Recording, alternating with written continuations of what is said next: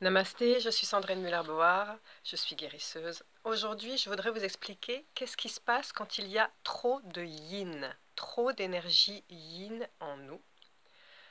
Physiquement, concrètement, ce qu'on ressent, toutes les personnes qui procrastinent, c'est-à-dire qui remettent tout le temps au lendemain les tâches qu'elles ont à faire, qui n'arrivent pas à avancer, toutes des personnes qui mûrissent des projets, mais qui les mûrissent, et qui retardent sans arrêt l'échéance de la mettre en application.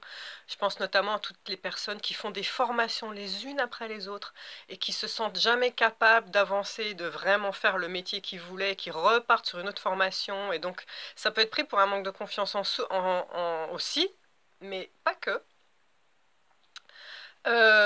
Il y a donc tout ça, c'est cette espèce d'englument qu'on ressent, c'est trop d'énergie yin, pas assez de yang. Je m'explique pourquoi. Le yin, chez nous, donc on a tous, hommes comme femmes, moitié de yin et yang. Le côté yang, c'est le côté action, qui est sur notre partie droite. Le côté yin, c'est le côté féminin, qui se place sur la partie gauche. Le cœur, alors, le côté yin, c'est le côté maternant, c'est le côté gestation, le côté amour, je prends soin des autres, d'accord? C'est pour ça que le cœur est à gauche. Et vous remarquerez aussi, vous, chères femmes qui avez été maman, en général, on cale toujours son enfant sur la hanche gauche. Alors, c'est vrai que concrètement, ça a un avantage, c'est parce qu'on a la main droite libérée et qu'on peut faire des choses. Mais en même temps, énergétiquement parlant, il y a aussi une signification parce qu'en calant votre enfant sur la hanche gauche, sa tête est contre votre cœur et il entend quelque part les bruits qu'il entendait quand il était dans votre ventre et ça l'apaise considérablement. Il est contre votre côté gauche, votre côté yin, votre côté maternant et c'est un endroit pour les enfants qui les soignent.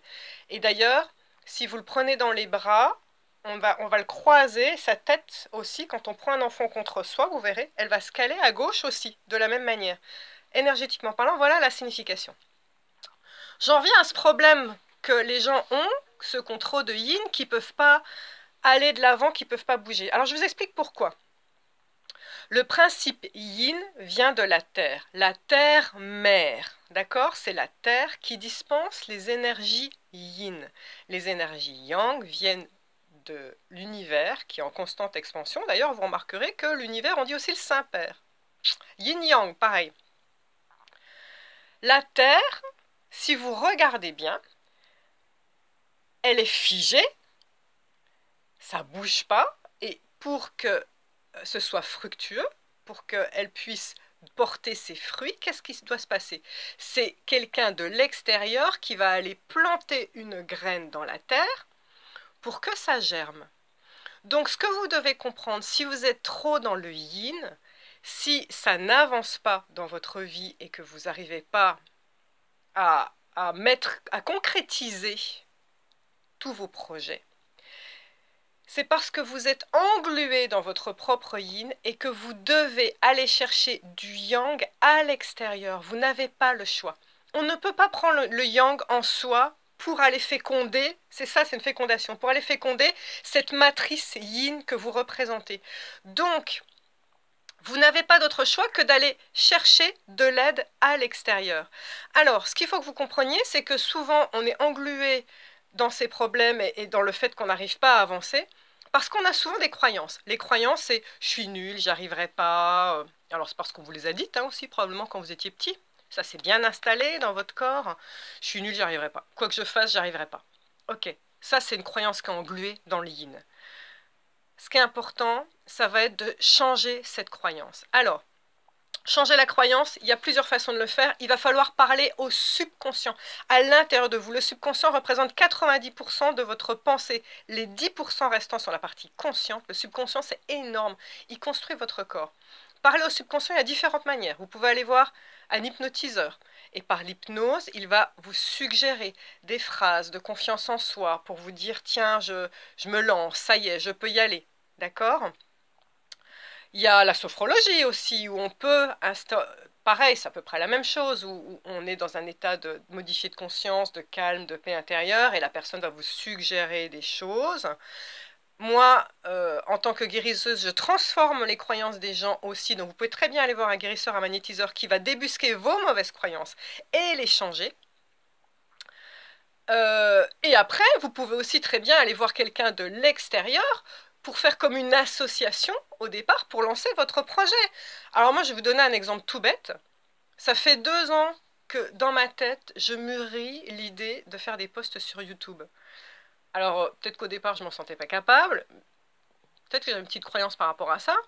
Mais c'est surtout, enfin, techniquement, quoi, je comprenais rien. Enfin, je suis une bille, quoi. Et donc, bah, c'était resté en yin, c'était en moi, c'était, ah, j'aimerais tellement faire ça, mais c'était resté dans ma matrice, c'était en gestation. Et puis un jour, je suis allée voir mon fils qui est ado, qui connaît tout sur le sujet. Et puis il n'arrêtait pas de me parler des trucs des youtubeurs qui voyaient tout ça. Et d'ailleurs, voilà, c'est ça qui m'a mis la puce à l'oreille, c'est qu'il m'a dit, oh, je ferais bien mes trucs YouTube, à moi aussi. J'ai dit, ah bon, mais tu sais comment on poste des trucs sur YouTube? Bah ouais, hein, c'est tout ça. Ah bah parfait. Donc j'ai dit, bah à partir de maintenant, je vais faire des films. Et puis c'est lui qui a posté le premier, et puis j'ai regardé avec avidité, et puis bah j'ai fait quoi? J'ai posté les miens. Et là, bim, ça y est, je suis dans l'action. Je me suis lancée. Parce que j'ai fait appel à l'extérieur pour amener la petite graine en moi, dans ma partie yin. Vous comprenez? Donc voilà toutes les façons. Si vous êtes englué dans le yin, alors les gens qui sont en apathie, en profonde dépression, pareil, vous ne pouvez pas vous en sortir si vous restez seul. Vous devez aller voir des psychothérapeutes, vous devez aller chercher quelqu'un de l'extérieur qui a un mental ferme et fort. Et ce mental, il va vous donner des indications, il va vous dire, voilà, peut-être que vous vivez ça parce que...